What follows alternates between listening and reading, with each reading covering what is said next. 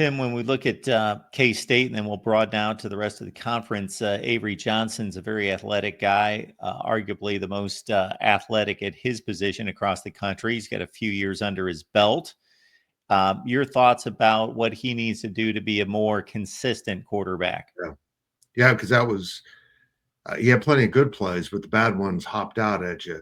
And look, physically, he's a different young man. Seeing him a year ago at this event, and then seeing him the other day down in Frisco, it was kind of shocking. Even though I see him in between, having that point of reference, he is much bigger, much faster, which says a lot than he has been. And everyone says he has matured greatly as a quarterback. You got to remember last year he was a true sophomore who had started one game, that being the bowl game of his true freshman year, heading into the season, and he had a lot of lessons to be learned. And if he didn't learn from them, it's going to be a long season. But I think he has, and he showed in the bowl game after making another bad pass, a bad decision where to put the ball, and he bounced back in the second half and played tremendously well.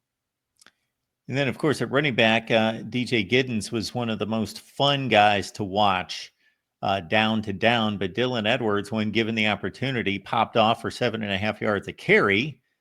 So he's the lead back, I see.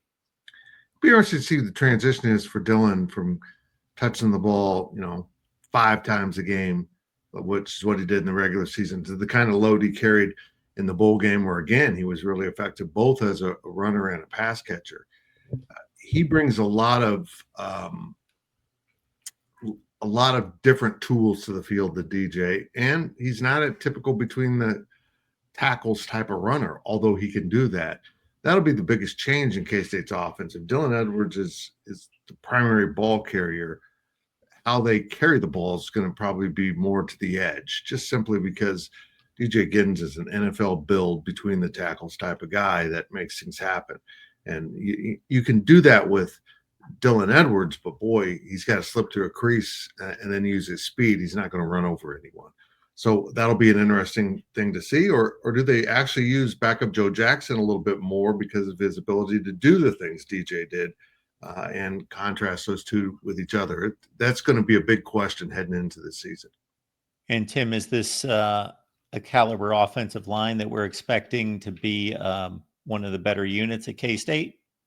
They needed to fix it. They went out and got a slew of transfers.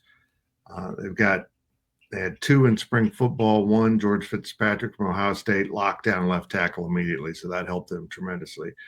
They've added a couple more here in that spring window, and they feel like those guys brought the depth that they really needed. Now they really have some competition heading into fall camp. They got a lot of experience because of the portal, and some other key guys coming back, including some young guys. So Chris Kleiman told me on Tuesday they have more depth there than they have in the last few years, and hopefully can get to a true 8 or 9 man rotation to cover all 10 spots in a 2 deep.